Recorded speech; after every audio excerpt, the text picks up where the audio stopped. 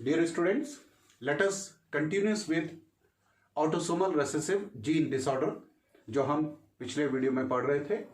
तो फोर्थ है बेटा autosomal recessive gene disorder, that is Tay-Sachs disease, which is also called as infantile amaurotic idiocy. It was first reported by Tay-Sachs. It is the name of the scientist who has first reported this disease. This disease is caused due to the deficiency of beta-N-acetyl hexosaminidase enzyme. इस gene में mutation या आपके deletion होने के कारण इस beta-N-acetyl hexosaminidase enzyme का synthesis नहीं हो पाता इस इंडिविजुअल ऑफस्प्रिंग में, जिसके कारण ये डिसऑर्डर होता है। इसके कारण क्या रिजल्ट हमें देखने को मिलते हैं, क्या सिम्टम देखने को मिलते हैं?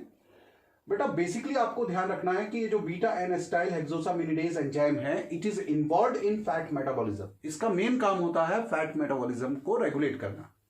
अब यदि आप खुद समझदार हैं, यदि आपके ये एंजाइम एब्सेंट होगा तो फैट मेटाबॉलिज्म आपके डिस्टर्ब होगा। इसका मतलब जो कॉन्जुगेटेड लिपिड या फैट है, it start accumulating in brain.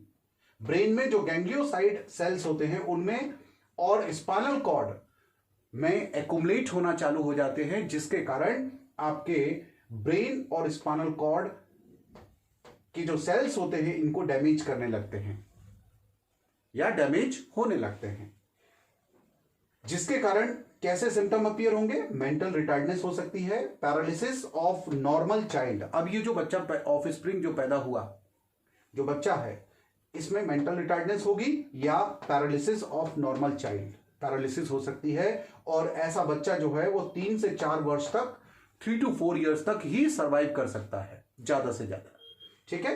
And this disease is having no treatment, इसका कोई भी ट्रीटमेंट नहीं है।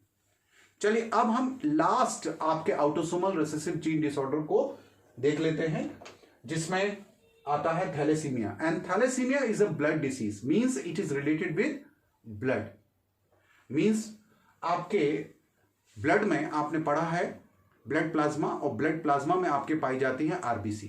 आपको पता है कि आरबीसी में हीमोग्लोबिन होता है, और जो हीमोग्लोबिन है, हमने पढ़ा है हीमोग्लोबिन में ग्लोबिन पार्ट होता है और हीम 95% आपके ग्लोबिन पार्ट होता है। और globin is basically made up of 2 alpha and 2 beta chains. इतना जानते हैं आप, आपने ब्लड में भी पढ़ा है। तो बेटा जो अल्फा और बीटा जो ग्लोबुलिन चेन्स होती हैं, वो इन ऑटोसोमल रिसेसिव जीन डिसऑर्डर में इन जीन के म्यूटेशन या डिलीशन के कारण उनका जो सिंथेसिस होता है वो अफेक्टेड होता है। और उसके बेसिस पर अल्फा अफेक्टेड हो रहा है या बीटा, उसके बेसिस पर ये 2 प्रकार के थैलेसीमिया होते हैं, एक अल्फा थैलेसीमिया और दूसरा बीटा थैलेसीमिया। तो सबसे पहले यहां देखिए कि थैलेसीमिया जो है, इसका सबसे पहला रिजल्ट क्या होगा?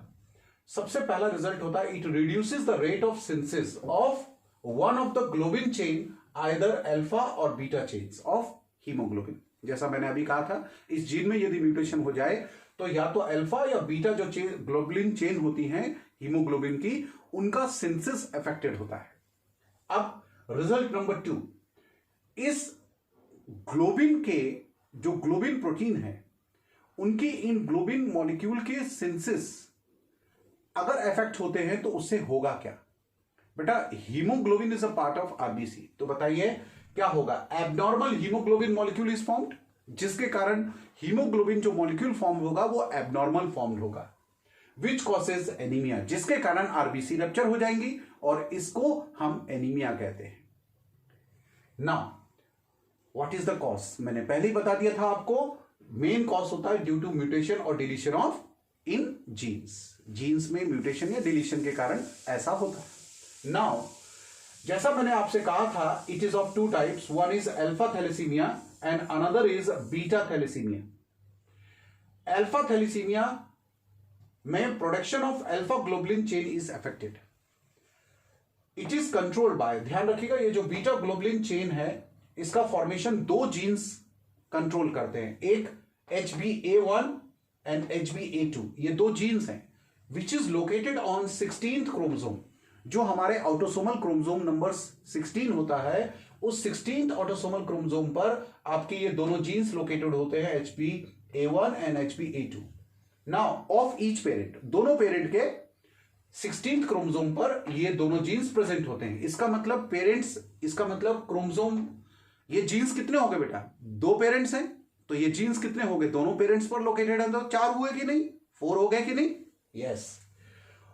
It occurs due to mutation और डिलीशन ऑफ 1 और मोर ऑफ द 4 जीन्स। ये जो 4 जीन्स हैं दोनों पेरेंट्स में मिलाकर, इनमें से किसी भी एक जीन्स या एक से अधिक जीन्स में यदि म्यूटेशन होता है तो आपके अल्फा थैलेसीमिया कॉज होता है। मतलब कि अल्फा ग्लोबुलिन जो चेन है उसका प्रोडक्शन जो है, उसके फॉर्मेशन अफेक्टेड होते हैं। सेम इसी प्रकार से आपको ध्यान रखना है कि जो बीटा थैलेसीमिया है, बीटा थैलेसीमिया में बीटा ग्लोबुलिन प्रोडक्शन अफेक्टेड होता है और बीटा ग्लोबुलिन प्रोडक्शन के लिए, के फॉर्मेशन के लिए रिस्पॉन्सिबल जो जीन्स होते हैं, दैट इज HBB, ये सिंगल जीन होते हैं जो कि दोनों पेरेंट्स के 11th क्रोमोसोम, ऑटोसोमल क्रोमोसोम पर प्रेजेंट होते हैं। इसका मतलब जीन्स की संख्या कितनी होगी? एक पेरेंट्स में 1 और दूसरे पेरेंट्स में 1, इसका मतलब टोटल 2। तो आपको ध्यान रखना है ये कब बीटा थैलेसीमिया या बीटा ग्लोबुलिन जो चेन प्रोडक्शन है वो कब इफेक्टेड होगा? जब आपके म्यूटेशन या डिलीशन हो 1 और बोथ ऑफ द जीन्स, एक या दोनों जीन्स में यदि म्यूटेशन हो जाए तो आपके बीटा थैलेसीमिया कॉज होता है due to effect of beta globulin chain production. तो आपको इस तरीके से ये 5 autosomal recessive mutation gene disorder याद रखने हैं। इसके बाद हम डिस्कस करने वाले हैं अगले वीडियो में आपके x linked recessive gene disorder. Okay बेटा, थैंक यू।